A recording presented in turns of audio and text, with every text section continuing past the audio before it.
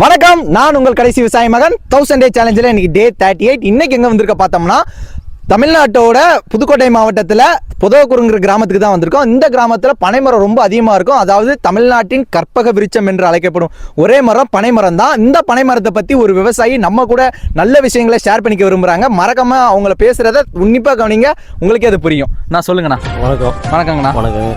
பார்த்தீங்கன்னா பாருங்க, இந்த பனைமரத்தில் வந்து பார்த்தீங்கன்னா நிறைய நன்மைகள் இருக்குது. அதுலேருந்து நொங்கு பதநீர் இந்த மாதிரி எடுத்து நம்ம நல்லபடியாக மக்களுக்கு தேவையானது எல்லாமே நம்ம கொடுக்குறோம், பண்ணுறோம். ஆனால் பாருங்கள், மக்கள் கோக் பெப்சி அந்த மாதிரி தான் சாப்பிட்டதுன்னுட்டு அவங்களுடைய எனர்ஜியோ இது எல்லாமே நம்ம லட்ச வச்சுருக்காங்க.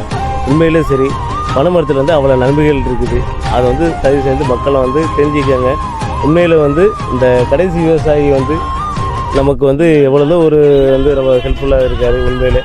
ஆனால் நம்ம ஊருக்கு இந்த மாதிரி அவர் சொல்லும்போது ரொம்ப பெருமையாக இருக்குது. உண்மையிலே கடைசி விவசாயி அவருடைய சேனலை சப்ஸ்கிரைப் பண்ணுங்கள், அவர் லைக் பண்ணுங்கள், இது பண்ணுங்கள்.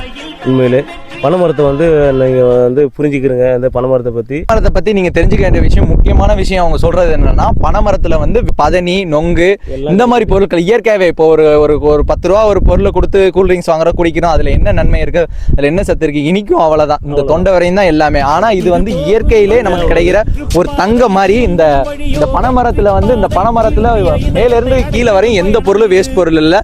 அந்த நொங்குலேருந்து பதனிலேருந்து கருப்பட்டி அதுலேருந்து சுகர் பனக்கற்கண்டு இந்த மாதிரி போன அதிகப்படியான இயற்கை முறையிலே நம்மளுக்கு கிடைக்கிற விஷயத்த நம்ம என்னைக்குமே தவிர்க்கிறது இல்லை. வாழ்நாளில் நீங்கள் ஒரு முறையாச்சும் ஒரு பனங்கொட்டையாச்சும் நட்டு ஒரு பனைமரத்தை வளர்த்து காட்டுங்க. இது நீங்கள் தமிழ்நாடு செய்கிற மிகப்பெரிய நன்றியாகும். நன்றி, வணக்கம்.